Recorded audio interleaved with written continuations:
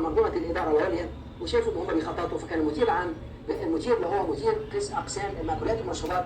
يا صباح الخير، وحشتوني، عاملين ايه؟ يا رب تكونوا بألف خير. اخبار السنة الجديدة ايه؟ انا ان شاء الله طول ما انا في التحدي هفضل افكركم وافكر نفسي قبليكم ان احنا ان شاء الله نحاول نعمل اي انجازات حتى لو بسيطة، في كل شهر، في كل اسبوع، في كل يوم، على قد ما تقدروا يعني. وانا مكملة الحمد لله في التحدي اللي شاركتكم معاكم، ان انا كل يوم ان شاء الله هيكون في معلومة جديدة على قد برضو ما اقدر. يعني اوقات بنكون تعبانين، اوقات بنكون عايزين نفصل، ده عادي، انتي كده شخصية عادية طبيعية جدا جدا.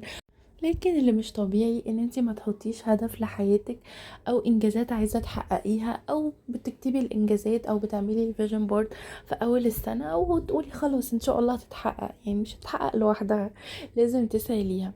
واللذيذ في الموضوع ان احنا نفهم دماغنا اكتر ونفهم شخصيتنا، ونعرف ان مفيش حاجة بتيجي غصب، او ان انا هقوم وهجتهد وهعمل.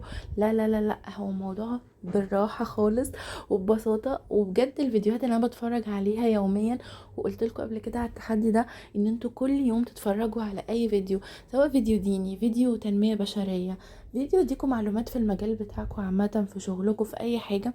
الحاجات دي بتسهل عليكم كتير كتير في ان انتوا مثلا عايزين عادة تكتسبوها جديدة، عايزين تستمروا على روتين جديد. كل الكلام ده بيحتاج ان لازم يكون عندك ادوات مساعدة. تخيلي كده ان انتي داخله المطبخ تعملي اكله ومش معاكي الادوات، يعني مش عارفه تقلبي بايه، مش عارفه تمسكي الحله السخنه بايه. انتي متخيله انتي عندك معلومات بسيطة جدا، فعشان تزودي من المعلومات بتاعتك لازم تكتسبيها من بره، يا اما تقرأي يا اما تتفرجي على فيديوهات تعليمية. المهم ان انتي دايما تدوري على ادوات تساعدك. وعايزه اقول لكم اني في اول الفيديو كنت بطبق ورق صغنن كده. الورق ده كتبت فيه الحاجات اللي انا عايزه اعملها قبل رمضان، تنظيفات عميقه يعني في الشقه، وقلت ان انا هعملها زي لعبه، وكل يوم كده هاخد لي ورقه وهشوف هتطلع معايا ايه. حسيت ان الموضوع نقله من حته ان انا ورايا حاجات اعملها، لحته اللي هو لا، انا كل يوم كده اشوف النهارده هيطلع لي ايه، ففي سسبنس في الموضوع. كمان شاركتكم الريسيبي بوك بتاعتي، وان الالوان الجديدة اللي احنا عملنا انبوكسنج مع بعض فيها طلعت خطيرة في الريسيبي بوك، خطيرة بجد. الحاجات ظاهرة كأنها ما شاء الله، كأنها يعني حقيقية. جوعتكم، فاهمين؟ هو ده اللي انا كنت عايزة اعمله في الريسيبي بوك. بس وايه تاني؟ وعملت معاكم بقى عيش فينو خطير. طبعا الوصفه دي نزلتها قبل كده كتير، فادخلوا عندي على القناه هتلاقوني منزله الطريقه. بس وكمان الخميره الطبيعيه، رجعت تاني اعمل خميره طبيعيه النهارده، اليوم الرابع ليها. فهي مسهل. انا قبل كده الحمد لله عملتها ونجحت معايا وكده، بس باظت في التلاجة عشان سافرت وما غزتهاش.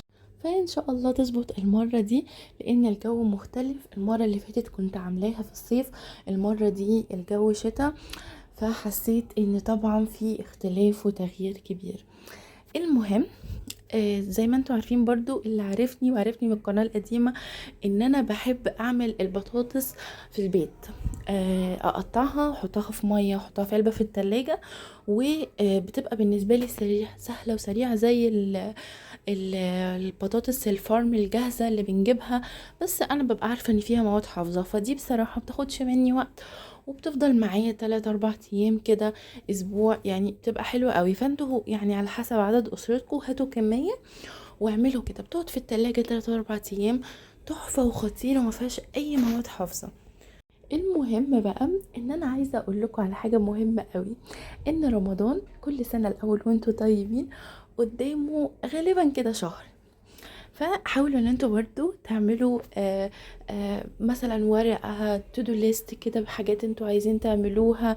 المهم ان انتوا تكتبوها، ولو عايزين تعملوها لعبة زي ما انا عملتها كده وتشوفوا كده هيطلع لكم ايه النهاردة، هيبقى فكرة تحفة. المهم ان انتوا تكتبوا اللي انتوا وراكوا ايه، وترتبوا كده دنيتكم، وتحطوا وقت كبير.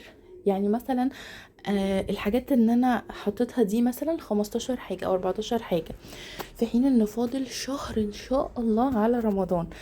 فانا عاملة في حسابي ان اكيد في ايام انا مش هبقى فاضية فيها، فدايما يكون عندكم احتمالات ان انتوا مش الحاجة هتعملوها بالظبط.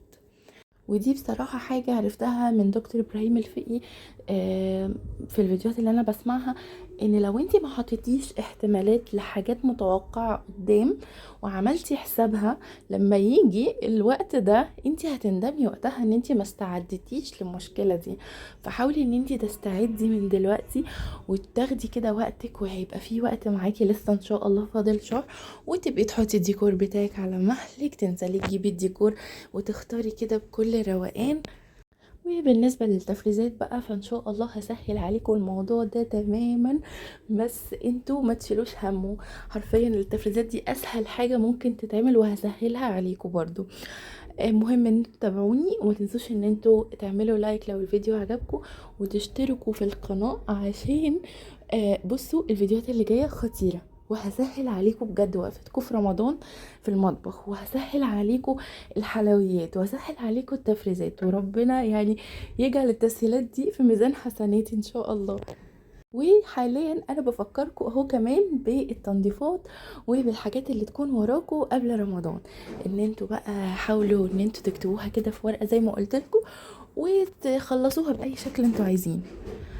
وبس كده، يعني ربنا يسهل عليكم كل اللي وراكم ويقويكم، ودايما اعقدوا النية في اي حاجة بتعملوها عشان تاخدوا ثوابها. بس كده. المهم دي العلبة يا جماعة، وبتحطوها في صفاية كده عشان لو حبيتوا تطلعوا منها البطاطس اللي هتقلوها. وبس كده يا جماعة، وبصوا الفينو طالع خطير ازاي، وبصوا من جوه تحفة ازاي، وكمان بمكونات بجد انضف كتير من اللي بتستخدم في المخابز. فجربوا الوصفة، واشوفكم في فلوج جديد.